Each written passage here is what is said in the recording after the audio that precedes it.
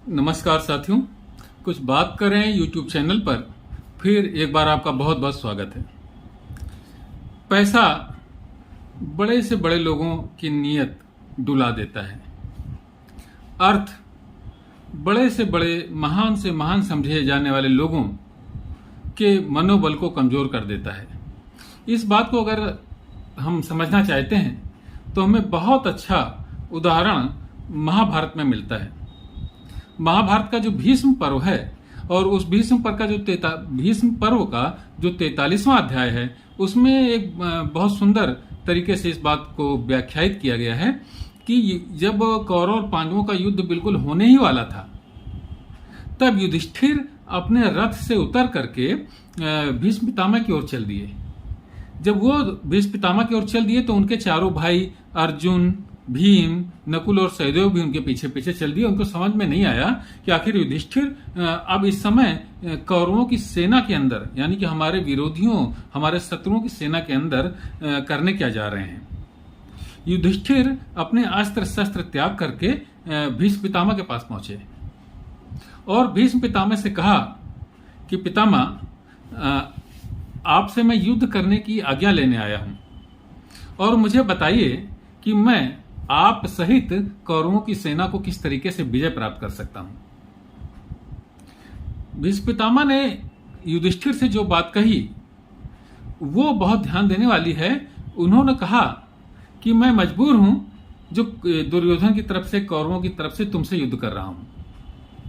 और एक सेंटेंस जो उन्होंने कहा वो ये है कि अर्थस्य पुरुषो दासो, यानी कि पुरुष अर्थ का दास है, यानी कि जो व्यक्ति है वो पैसे का दास है, गुलाम है। क्योंकि दुर्योधन मेरा पालन पोषण कर रहा है, मेरे को जो इतना वैभव दिया है वो दुर्योधन ने दिया है। उसके पैसे से मैं अपना जीवन यापन कर रहा हूं, उसके धन से मैं जीवन यापन कर रहा हूं।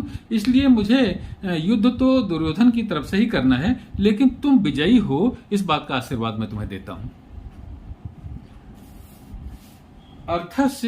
अर्थस्य पुरुषो दासो, यानी कि पुरुष जो है अर्थ का दास है, ऐसा भीष्म पितामह ने युधिष्ठिर से कहा। इसके बाद में युधिष्ठिर भीष्म पितामह के बाद जो दूसरे महान वीर थे दुर्योधन की सेना में, द्रोणाचार्य, उनके पास अपने चारों भाइयों के साथ में गए और उनसे भी यही उन्होंने कहा कि आप मेरे गुरु हैं और आप मुझे विजय का आशीर्वाद दीजिए, और मुझे इस बात का दुख है कि आपके साथ मुझे युद्ध करना पड़ रहा है।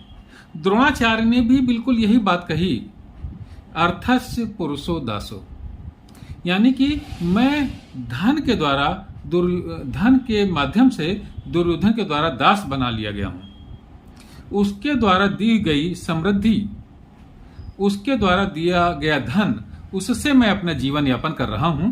इसलिए उसकी तरफ से लड़ना मेरी व्यवस्था है, वरना मैं तुम्हें विजय का आशीर्वाद दे रहा हूं। मैं लड़ जरूर रहा हूं दुर्योधन की तरफ से, लेकिन तुम विजयी हो इसका आशीर्वाद मैं तुम्हें दे रहा हूं। इसके बाद में युधिष्ठिर अपने भाइयों सहित कृपाचार्य के पास पहुंचे, जो तीसरे महापुरुष कौरवों की सेना में थे।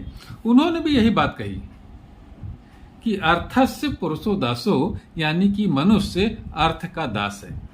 इसलिए मैं दुर्योधन की तरफ से लड़ रहा हूं, वरना मैं जानता हूं कि दुर्योधन ने तुम्हारे साथ अन्याय किया है। तुम्हारा पक्ष न्याय का पक्ष है। इसके बावजूद मैं दुर्योधन की तरफ से लड़ रहा हूं, सिर्फ इसलिए कि उसके द्वारा दिए गए धन से मैं अपना जीवन यापन करता हूं। इन तीनों महावीरों ने एक ही बात कही। और चौथे थे शल्य, वो भी महावीर थे। उन्होंने भी युधिष्ठिर से यही बात कही कि दुर्योधन ने जो मेरा स्वागत सत्कार अपने धन और वैभव के माध्यम से कर दिया है, इसकी वजह से मैं उसके गुलाम बन गया हूं। यहां ये बात मैं कहना चाहता हूं कि जो पैसा है, जो धन है, वो अच्छे से अच्छे, विद्वान से विद्वान, धर्मज्ञ से धर्मज्ञ महापुरुषों की नीयत को डुला देता है। फिर वो ये नहीं देखते कि धर्म किस ओर है, अधर्म किस ओर है, गलत किस ओर है, सही किस ओर है। जिसने उनको धन दे दिया, जिसने उनको वैभव प्रदान किया, जिससे धन लेकर के वो अपना जीवन यापन कर रहे हैं उसकी ही तरफदारी करने लगते हैं। धन का ये प्रभाव है साथियों। कोई नहीं देखता, चाहे जितना अपने युग का महान से मान, ये जो 3 लोग भीष्म पितामह, द्रोणाचार्य और कृपाचार्य अपने समय के महान धर्मज्ञ भी समझे जाते थे। इसके बावजूद और इन्होंने द्रौपदी का चीरहरण भी इन तीनों ने अपने ही नजरों से देखा। इनकी उपस्थिति में द्रौपदी का चीरहरण भी हुआ। तमाम अन्याय जो पांडवों के साथ में दुर्योधन ने किए वो इन तीनों की उपस्थिति में किए, लेकिन इन तीनों में से कोई एक शब्द भी नहीं बोल सका, क्योंकि दुर्योधन के द्वारा दिए गए धन और वैभव से ये शानदार जीवन जी रहे थे। धन की जब अधिकता होती है तो व्यक्ति के मस्तिष्क से धर्म का लोप हो जाता है। महाभारत के लेखक व्यास जी ने ये बात की यहाँ पर स्थापना की है। इसीलिए उन्होंने भीष्म, द्रोणाचार्य और कृपाचार्य और शल्य के मुख से एक ही शब्द कहलाया, अर्थस्य पुरुषो दासो। आप इसको देखिए, इसके बाद फिर थोड़ी और चर्चा करता हूं। ये देखिए साथियों, बहुत सुंदर चित्र दिया है। ये युधिष्ठिर भीष्म पितामह के पास आए हुए हैं और भीष्म पितामह युधिष्ठिर से देखिए यही बात कह रहे हैं, अर्थस्य पुरुषो दासो दासत्वर्थो न कस्यचित्। इसका हिंदी में अर्थ देखिए इधर दिया हुआ है। वो युधिष्ठिर से कह रहे हैं, युधिष्ठिर चूंकि राजा थे तो कह रहे हैं कि महाराज, पुरुष अर्थ का दास है, अर्थ किसी का दास नहीं है। यह सच्ची बात है। मैं कौरवों के द्वारा अर्थ से बंधा हुआ हूं। कुरुनंदन, इसीलिए आज मैं तुम्हारे सामने नपुंसक के समान वचन बोलता हूँ। कौरव धृतराष्ट्र के पुत्रों ने धन के द्वारा मेरा भरण पोषण किया है, इसलिए उनके साथ युद्ध करने के अतिरिक्त तुम क्या चाहते हो ये बताओ। इसके बाद में ये देखिए द्रोणाचार्य भी बिल्कुल वही बात कहते हैं, अर्थस्य पुरुषो दासो, पुरुष अर्थ का दास है। इसके बाद में अब ये देखिए कृपाचार्य भी, ये देखिए लिखा हुआ है ना, कृप उवाच। इसके बाद में ये भी यही बात कह रहे हैं, अर्थस्य पुरुषो दासो, पुरुष अर्थ का दास है। इसी प्रकार से ये देखिए अब शल्य का चित्र दिया हुआ है। शल्य के पास में भी जो है आते हैं युधिष्ठिर, तो उन्होंने ये भी यही कहा कि कौरवों के द्वारा मैं अर्थ से बंधा हुआ हूं।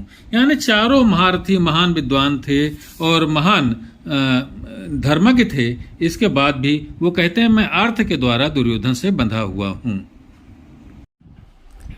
तो आपने देखा साथियों कि धन जो है वो बड़े से बड़े धर्मज्ञ पुरुषों को उनके धर्म के मार्ग से च्युत कर देता है।